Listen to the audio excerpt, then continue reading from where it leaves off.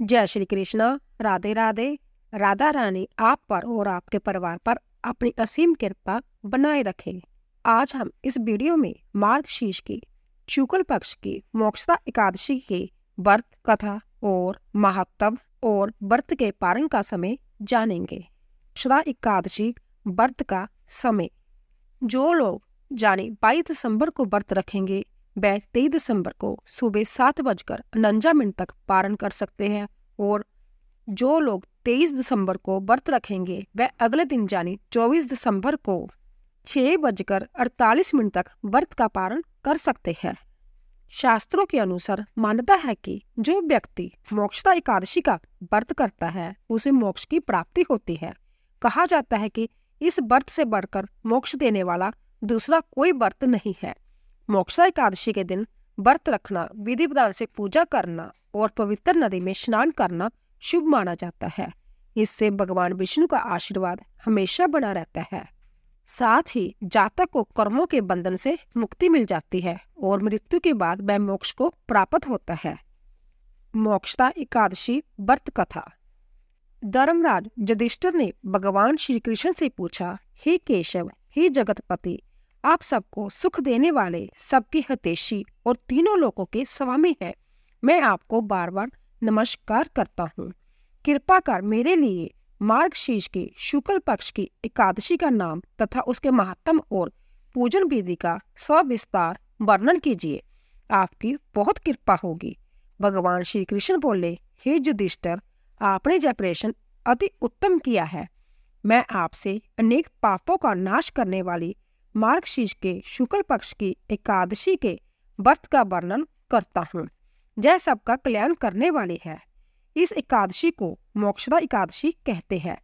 इस व्रत के पुण्य प्रभाव से माता पिता, पुत्र आदि अधोगति में हो तो उनको भी स्वर्ग की प्राप्ति होती है। अर्थात इसके प्रभाव से और पुण्य फल से समस्त पाप नष्ट हो जाते हैं।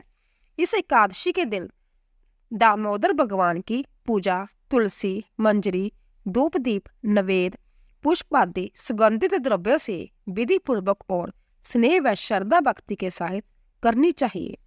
इसके संबंध में मैं एक पुरातन कथा सुनाता हूँ। हे युधिष्ठिर, बेखानस नाम का एक राजा प्राचीन चंपक नगर में राज्य किया करता था। एक दिन राजा ने रात्रि में स्वप्न में अपने पिता को नरक में पड़ा हुआ देखा। यह स्वप्न देख राजा को बड़ा ही आश्चर्य हुआ। प्रातःकाल राजा ने विद्वान ब्राह्मणों को सभा में बुलाकर अपने स्वप्न का वृत्तांत कहा कि हे विप्रो, मुझे अब राज्य, सुख, धन, ऐश्वर्य, हाथी घोड़े, पुत्र पुत्री, स्त्री इत्यादि कुछ भी सुखदायक नहीं लगते हैं, क्योंकि एक उत्तम पुत्र जो कि अपने पिता तथा पूर्वजों का उद्धार करे वह सहस्र मूर्ख पुत्रों से भी उत्तम होता है। जिस प्रकार एक ही चंद्रमा सारे संसार को प्रकाशित करता है, हे द्विजवरों, उस पुत्र का जीना व्यर्थ है जो अपने पिता का भी उद्धार न कर सके। आप लोग विद्वान हैं, सब धर्म के ज्ञाता हैं। अंततः कोई तप, दान, व्रत आदि को बताए जिसके द्वारा मैं अपने पिता की मुक्ति करा सकूं।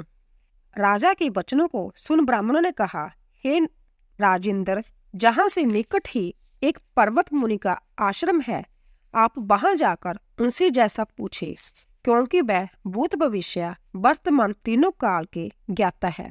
अवश्य कोई विधि ऐसी बता देंगे जिससे आप अपने पिताजी की मुक्ति करा सकें। ब्राह्मणों की सलाह मानकर राजा पर्वत मुनि के आश्रम पर गए। वहां चारों वेदों के ज्ञाता पर्वत मुनि को देख राजा ने साष्टांग प्रणाम किया। मुनि ने राजा को आसन देकर बिठाया। राजा ने विनयपूर्वक कहा, हे ऋषिराज, आपकी कृपा से मेरे राज्य में सब कुशलता है, किंतु आज मेरे सामने एक विघ्न उपस्थित हो गया है, जिसके कारण मेरा चित्त अशांति को प्राप्त हो रहा है। हे मुनिदेव, आप ही कृपा कर मेरे संशय का निवारण कीजिए। राजा के वचन सुन पर्वत मुनि ने एक मुहूर्त के लिए नेत्र मूंद लिए और कुछ समय पश्चात पर्वत मुनि ने कहा, हे राजन, हमने जोग बल द्वारा आपके पिता के कृत्यों का वृत्तांत जान लिया है। उन्होंने पूर्व जन्म में अपनी एक स्त्री को उसकी सोच के कहने पर रीति अभिलाषी स्त्री को मांगने पर भी ऋतु दान नहीं दिया था। उसी पाप के कारण तुम्हारे पिता को नरक में निवास करना पड़ा है। मुनि की बात सुनकर राजा ने कहा, हे महर्षि, मेरे पिताजी की मुक्ति हेतु कोई उपाय बताइए।